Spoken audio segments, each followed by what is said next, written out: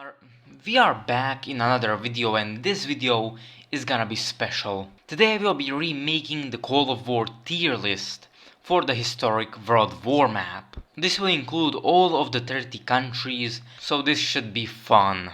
Also, before I start this isn't gonna be about my opinion of your country or whatever.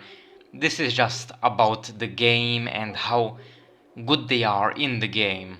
Gotta make sure I say that right because, whew man, last time things got a little out of hand. Anyway, let's get past that and let's start the tier list. Let's go ahead and start. We'll start with Australia. Also, sorry if some of these countries' flags are kind of, not fully in the picture, like Mongolia over here. Finding a new flag is just a pain in the ass, so yeah, and it can take a while.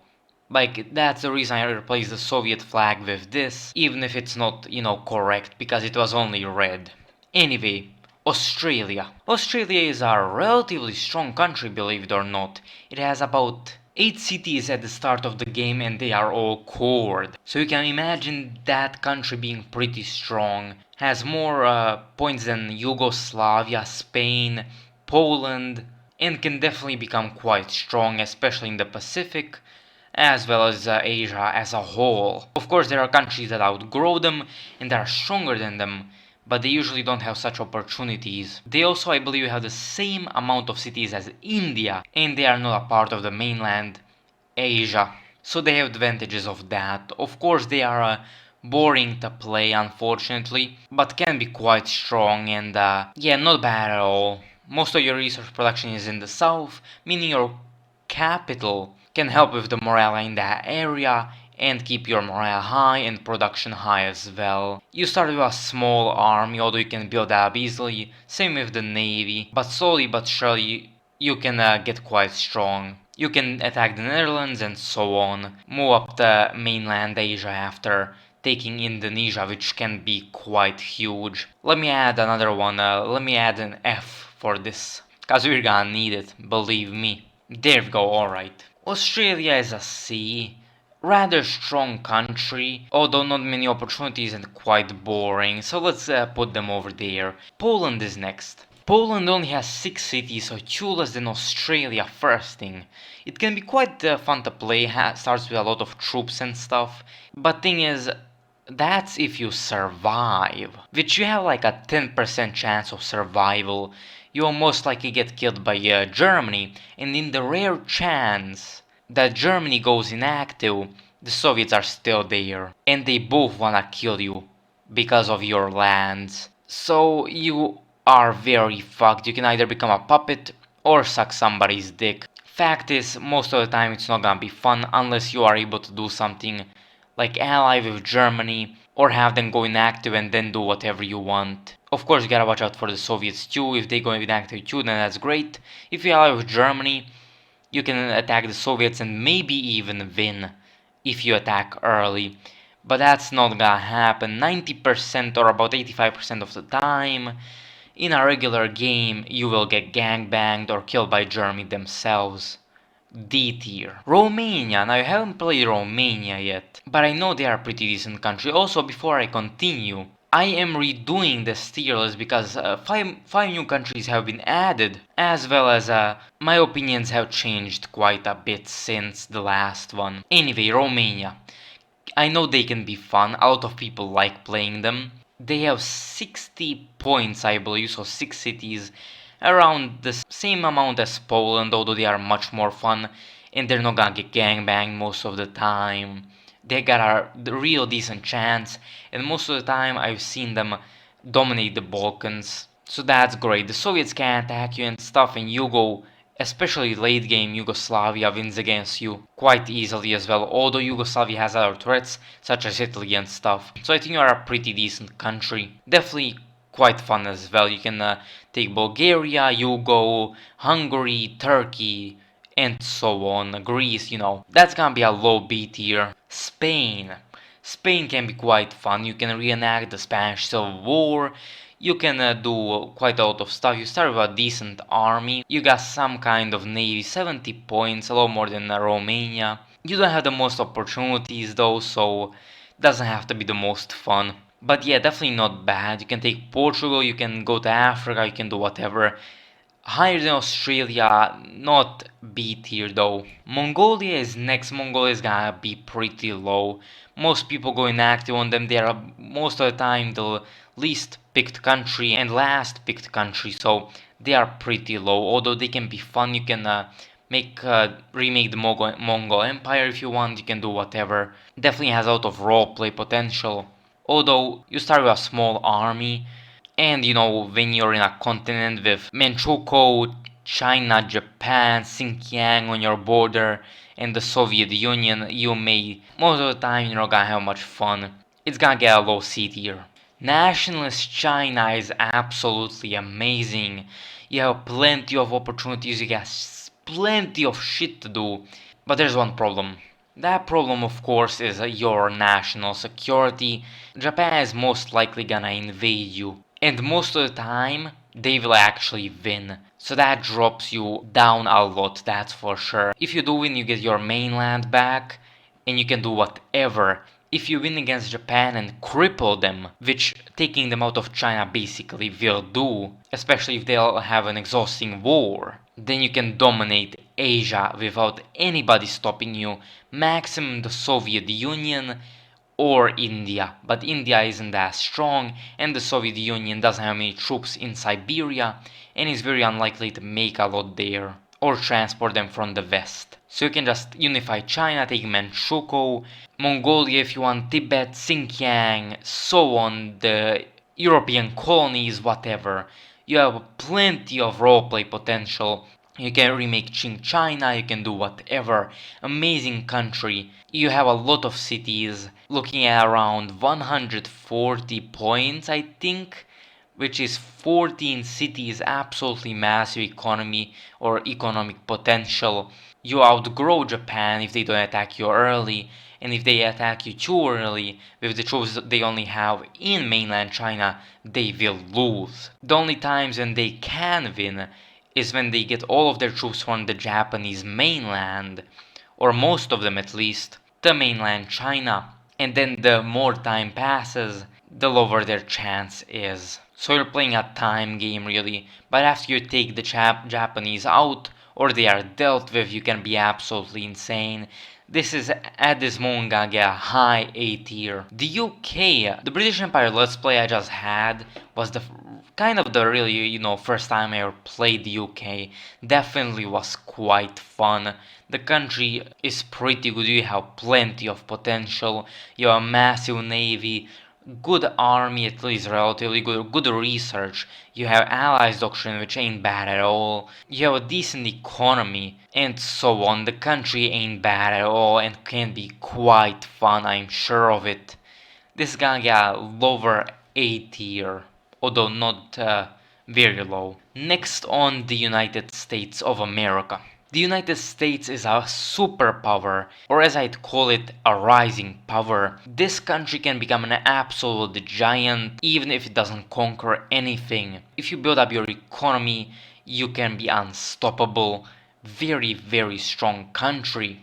Although unfortunately the country is rather boring to play, but still, not too many opportunities, but you can, conquer the Americas, you can go to Europe, help out in the war, you can go to Asia, you can do a bunch of stuff anyway. If you want to build up your economy, they are a great country, definitely not bad at all. They start with a decent-ish army, although kind of small. If you don't militarize, or start militarizing like right away, to some extent, only building like infantry is enough. But yeah, if you don't do that, Mexico and Canada, or they can 1v1 you or even gangbang you together, so you gotta be careful. But still, the country has insane late game potential, cannot be underestimated. That's gonna get a B tier because not so fun, I guess. Tibet, well, Tibet is like the most boring country, or one of them. You got very small roleplay potential, or you can't do much at all. The country itself, like, yeah, you ain't got much stuff to do. Only like, I believe, 5 cities, and you are just garbage. You're gonna get killed by India or China at some point or another. So The country definitely ain't fun. It's gonna get a low D tier, for now at least. Venezuela. I haven't played them yet, although I see that they got some potential. They can expand, they can take the European colonies, they can remake Gran Colombia or something like that. Still, probably, since it's in South America, a pretty boring country, although 5 cities and probably a pretty small army is definitely not too good. Yeah, I don't know what to give it. Maybe a very low C tier or a D tier. I don't think they are more fun than Poland, although they got some opportunities, so I'm gonna give them a, well, you know what, above Mongolia, but a very low C tier. Moving on, Turkey. Turkey is a great country, believe it or not. Plenty of potential. You can go to the Middle East, you can take the European colonies, you can buy stuff, you can buy the colonies, you can expand into Iraq, Persia, Syria, Egypt, Greece, Bulgaria, Yugoslavia, Romania. Almost unlimited options, plenty of opportunities, 7 cities, 70 points. Quite fun, decent economy. Country isn't bad at all, stronger than Romania. Axis doctrine. This is gonna get starts with a pretty weak army, although can build up. Higher than Romania, between US and Romania.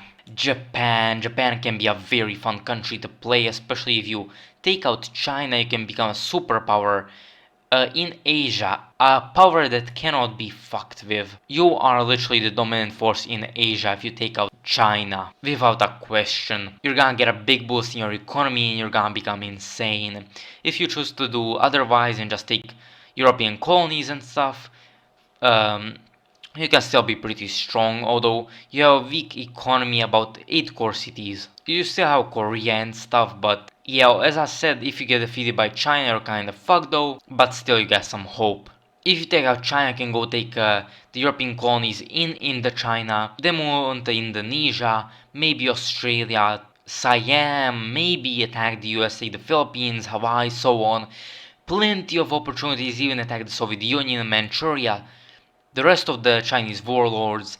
Plenty of stuff you can do. They are definitely somewhere over here, although weaker economy, but a very good starting army and a very good starting navy. They are somewhere in A tier. I would say higher than UK, although I'm not sure if higher than China. I'm gonna put them between here, for now at least. Moving on, Egypt. Haven't really played them, but I think they are pretty boring. You can get into European politics and stuff. Those so definitely isn't too bad.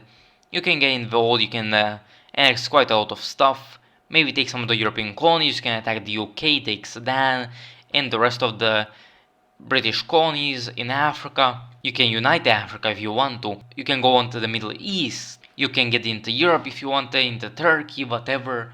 There's definitely opportunities, although only 50 points, so 5 cities, small army, and so on.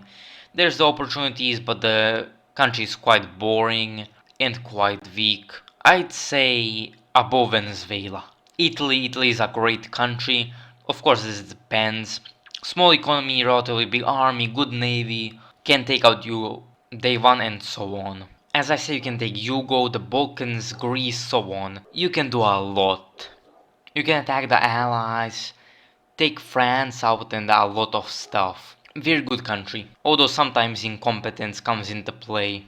Italy is definitely one of the weaker major countries in Europe. But I'd say you can recreate the Roman Empire and so on somewhere here in B tier.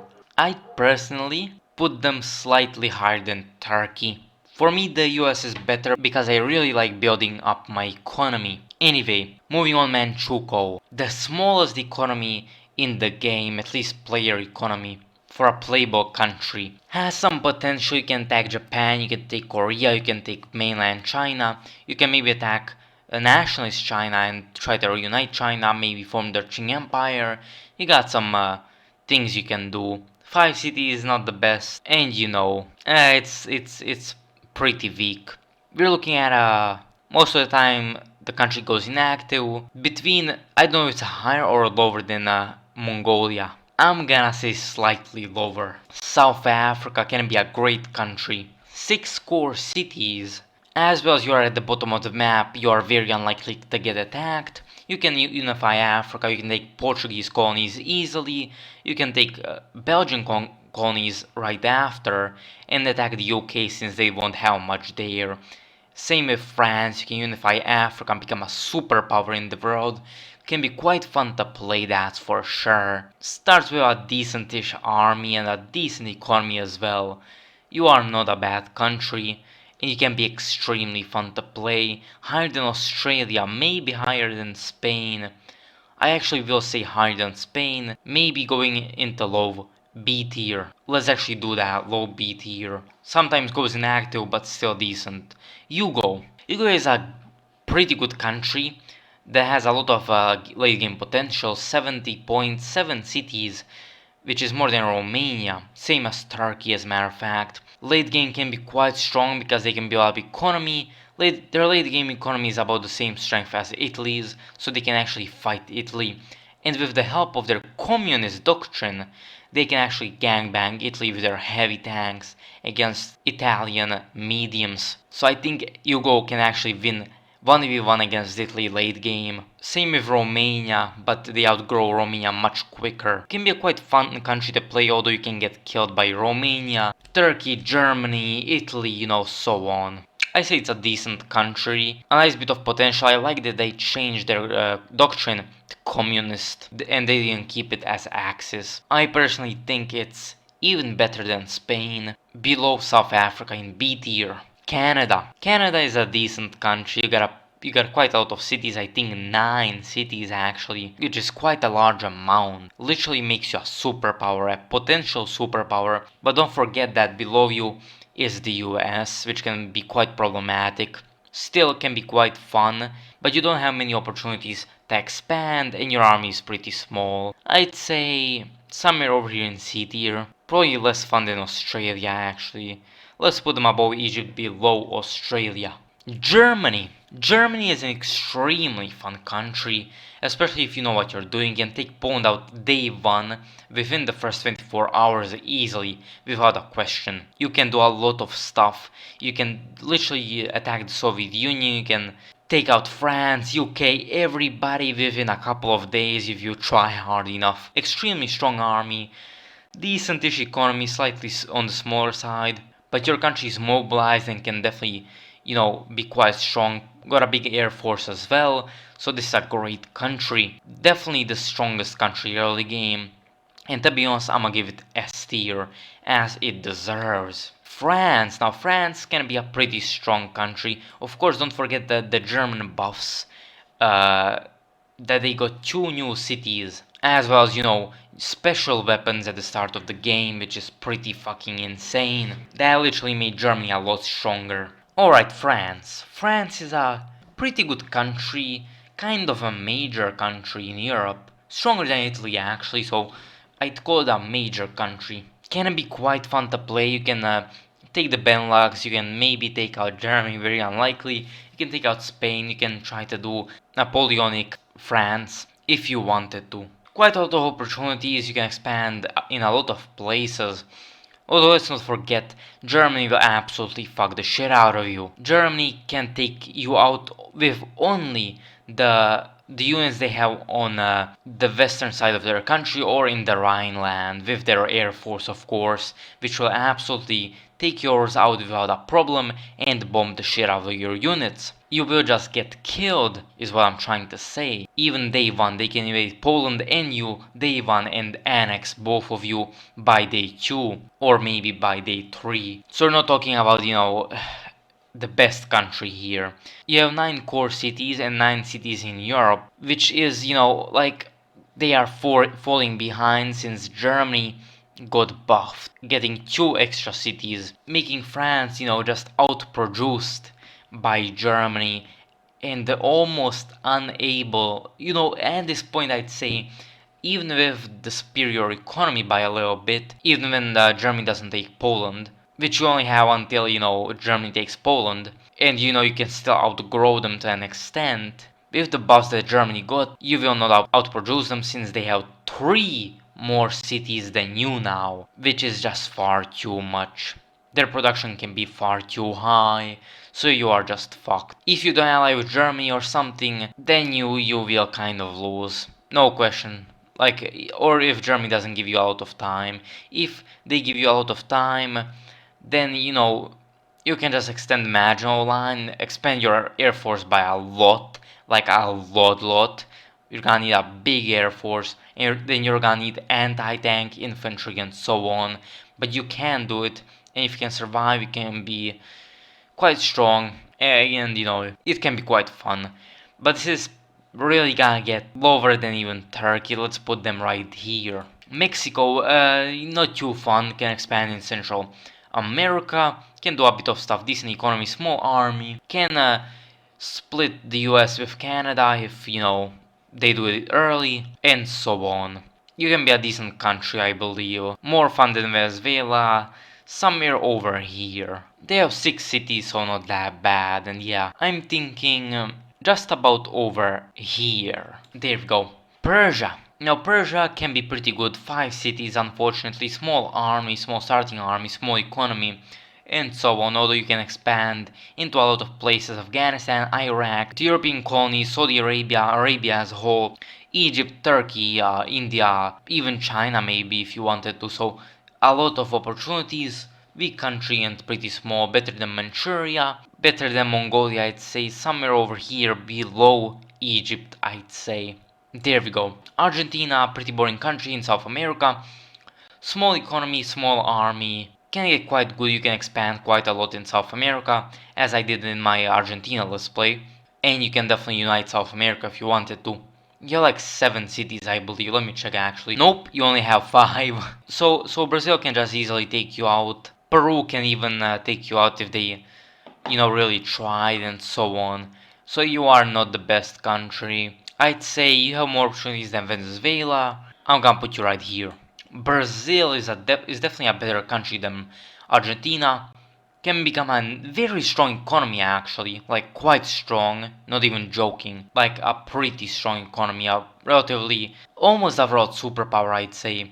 Definitely a dominant power in South America and in the Americas as well, quite dominant, although not as strong as the US, pretty far from it actually. But you can get very strong, you have to catch up on research unfortunately, and so on. Small army at the start, you can get killed by Peru and let's say Venezuela together, or with Argentina, and so on. You can get gang banged, although if you get time, you can get really strong. So you are pretty decent, can be quite fun to play. For me, this is gonna be somewhere over here. I'm gonna put you slightly above Yugo. Sinkiang, absolutely horrible country, very boring to play. You can do quite a bit of stuff, but you can attack Tibet, India, maybe Mongolia, China, Soviet Union, be a bitch ass and do that as well if you want. And so on, still pretty boring, slightly better than Tibet. But yeah, nah. Boring, small economy, small army over here. India can be quite good actually, because you have 8 cities, so not bad at all. It can be quite fun to play them. You can build up economy, you can take some of the European colonies, you can take Afghanistan, Nepal, Bhutan, and so on. You can become rather strong, build a strong economy, strong country. You have quite a lot of units. You start with a decent army at around 30 units as well, so not bad. I'm gonna give you a... Well, you can also expand into Tibet and into China too if you wanted to.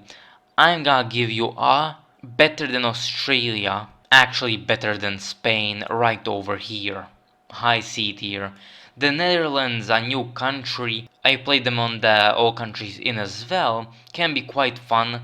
Their economy has been boosted quite a lot in Indonesia since they've been playable, so you can do quite a lot of stuff. You have a decent economy, and altogether is quite a strong country and can be quite influential. You can do some stuff, although most of the times you're just gonna get killed, or potentially go inactive as well. Not the best, not that bad either. You can expand into Australia if you really wanted to, although that's gonna be quite hard, although Australia and Japan can also take your colonies, so not too fun. It's a more fun country than most of these in C tier, although you are very weak. Starts with a decent army and a decent navy though. I'm gonna put you at higher than Mexico, not higher than this. Peru, well, Relatively boring country, you can become quite strong though. You can annex Ecuador, Colombia, Chile, Bolivia, so on. You can unite South America if you really wanted to, and so on. You can attack Brazil early on. Weak economy though, small army, so on. Same story as most of these other ones, less fun than Venezuela I'd say, although that's my opinion. Right below them, Sweden can be a decent country. I usually play them to build up my economy and stuff, but definitely isn't bad. It has a lot of opportunities, although usually goes inactive. You can annex Norway, Denmark, Finland, Iceland, Greenland, take those two. You can also go into you can also attack USSR if you want to do. But if you take Finland, Norway and Denmark, you can already be a pretty strong power. I'm gonna say low B tier. And the next and the last, the USSR. The USSR is really one of the best countries in the game. You have the most core cities at the start of the game. You outgrow everybody. If you know how to play, then you can be absolutely insane. Smash Germany quite early as well. If you are a good player, you are absolutely top tier without a question. Biggest economy, bigger than the US, way more fun than the US. You can do a lot more stuff, annex anything you want basically. You have a massive army, although it's kind of garbage, low level, as well as, mostly infantry and militias, which is unfortunate. Small navy, very small air force, bad infrastructure, especially for air infrastructure, so that can be quite problematic. You can industrialize and become an absolutely massive economy, probably the biggest in the world, and so on. Actually, you already are at the start, so definitely be the biggest economy and can become an insane economy that cannot be challenged. Insanely strong country can build up within a few days to have the strongest army if you really try hard. I'd say I myself could have a bigger army and stronger army as a whole than Germany in 5 days at day 5. Of course, maybe even earlier because I haven't tested it. I always go for economy first. But it can be an insane country. Very good, very fun to play. You can have plenty of opportunities. You can do whatever, all kinds of RP and stuff like that. For me, since I love the country the hell and it is my favorite country and I played it the most, I'm gonna say higher than Germany. There we go. This right here is my Call of War tier list. If you guys want, you can recreate this, you can do your own. Nothing in F tier actually, which is surprising. But as you can see, most countries are C/B tier. Mostly C though. Although you can see these top 5 are rather nice to play. Also, I must say, especially these ones are also very fun. And all of these B, A, and S tier are very fun to play. Even some in C tier such as India can be very fun. So yeah, that's my tier list. You can make your own. I'm probably gonna send a link or something. So yeah, thanks so much for watching. As I said, this is my opinion and hopefully you like the video. And yeah, goodbye.